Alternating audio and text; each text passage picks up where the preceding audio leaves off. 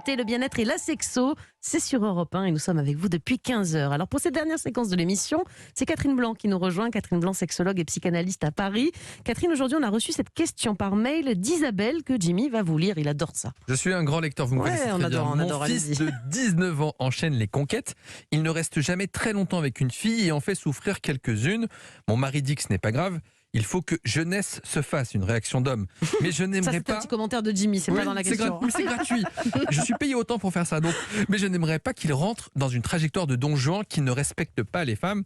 Alors Catherine, est-ce qu'à 19 ans, c'est normal d'enchaîner les conquêtes ? Est-ce qu'on est obligé de passer par là pour assumer sa virilité ou sa sexualité? Alors, obligé, certainement pas, bien évidemment. Non, hein, il est évident que la jeunesse a tendance à vouloir essayer les choses et puis ne pas chercher à aller jusqu'au bout pour les aboutir, pour grandir tranquillement dans la relation.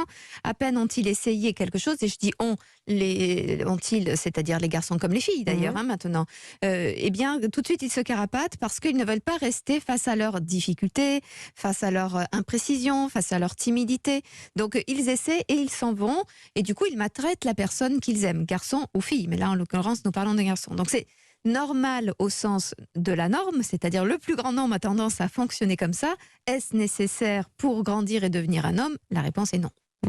Et des garçons qui sont moins, c'est quelque chose qui est un truc de garçon, parce que vous disiez filles et garçons, c'est-à-dire qu'aujourd'hui la société a un peu changé. Avant, ces comportements un petit peu de Don Juan, parce que il faut que jeunesse se fasse, c'est pas quelque chose qui est de notre ère moderne, on l'a toujours entendu, mais le fait que les filles le fassent aussi, ces conquêtes à répétition, c'est nouveau ça par contre. Oui, d'ailleurs il y a deux catégories. Il y a celles qui, comme hier d'ailleurs, étaient très inquiètes quant au passage à l'acte dans la sexualité, avaient le sentiment que c'était perdre quelque chose de pur d'elles-mêmes, et donc elles ne pouvaient le faire que dans un cadre de sécurité, de confort, et surtout pas le démultiplier, sans quoi elles avaient une image très négative d'elles-mêmes. Et il y a une autre catégorie aujourd'hui qui n'est pas à juger d'ailleurs, mais qui a le sentiment justement que c'est ça aussi, exister pleine de son désir, au même titre que les garçons, dans une consommation pour de la consommation, et qui à leur tour tombent dans le même piège que dans celui que je viens de décrire concernant les garçons, qui est de ne pas prendre le temps de construire, de se découvrir à l'orée de l'autre, et qui fuit, qui se carapate au nom d'une consommation à tous azimuts. Et est-ce qu'à l'inverse, un garçon qui aurait peu de relations à 19 ans, plutôt calme ou timoré, est-ce qu'en grandissant, il pourrait se révéler plus Don Juan en disant je vais rattraper le temps perdu? Est-ce qu'on est obligé de passer par cette case une fois que on grandit et qu'on évolue? Non, on se marie sinon et puis c'est fini. Alors, le mariage n'est pas mais le mariage n'est pas censé être un truc pour s'éteindre non plus. Ah non, mais donc quand même. Excusez-moi, mais si je suis marié, je suis un peu éteint quand même. Éteint pour les autres. Pour les autres, oui, nous parlons bien de ça. Non, mais pas s'éteindre intrinsèquement. Lumineux au quotidien, c'est bien ce dont je parlais, Jimmy. Je ne vous invitais pas à prendre la poudre d'escampette et faire des côtes buissonnières, pas du tout. Non, alors en fait, déjà quand on est timoré, quand on est calme, etc., on peut de toute façon évoluer. On n'est pas obligé de partir et de jouer les Don Juan pour pouvoir changer son fusil d'épaule quant au regard que l'on a sur soi et ses compétences.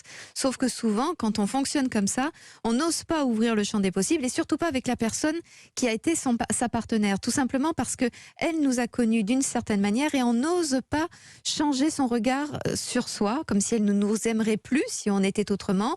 Elle trouverait ça bizarre, ou elle trouverait ça louche, peut-être qu'une fille m'a fait de l'œil, et c'est pour ça que je change ma façon d'envisager les choses. Et c'est pour ça que souvent, un certain nombre d'hommes qui ont été plutôt calmes, plutôt réservés, plutôt timides, se réveillent tout d'un coup à 50 ans, ou 40 ans pour certains, mais souvent 50 ans, en se disant, mon Dieu, je n'ai pas vécu des choses, il est urgent de les vivre, parce que justement, ils voient poindre la fin de leur vie sexuelle, alors que 50 ans n'est évidemment pas la fin de la vie sexuelle. Catherine, pour terminer, cette maman, elle est quand même toute mignonne, elle s'inquiète pour son fils, évidemment qu'elle a peur qu'il soit un Don Juan, qu'il traite mal les filles, etc. C'est plutôt une bonne préoccupation.